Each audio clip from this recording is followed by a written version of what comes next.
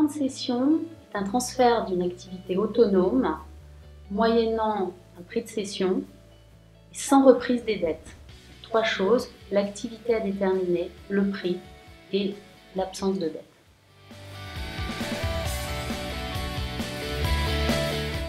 Un appel d'offres est publié dans un journal régional ou national, par exemple les Échos tous les vendredis, et également sur le site des administrateurs judiciaires et des mandataires judiciaires, qui est un site consultable par toute personne.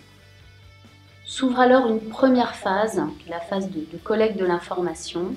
Donc le candidat doit se rapprocher de l'administrateur judiciaire qui généralement a établi un dossier de présentation, mais le plus important, c'est de pouvoir aller dans l'entreprise, rencontrer le dirigeant, rencontrer les institutions représentatives du personnel, visiter l'usine, voilà, pour se faire une idée vraiment concrète.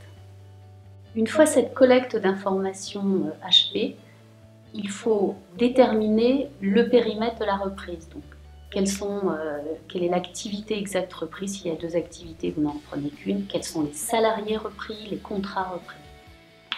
La troisième phase, c'est le dépôt de l'offre à proprement parler.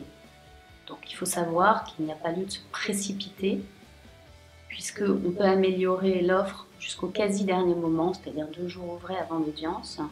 Donc si on veut avoir la meilleure chance d'aboutir, la meilleure chance d'être retenu, il ne faut pas hésiter à voir avec son conseil quelles sont les étapes du dépôt de cette offre, avec le moment auquel il faut faire ces améliorations.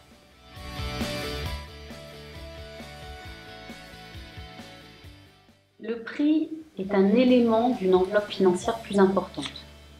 Il y a le prix, mais il y a également le financement du besoin en fonds de roulement, la trésorerie nécessaire pour retourner l'entreprise qui va être acquise. Donc moi j'ai coutume de dire à mes clients, fixer le prix en fonction d'un seuil, au-delà duquel il n'y aura pas de regret si l'offre n'est pas retenue.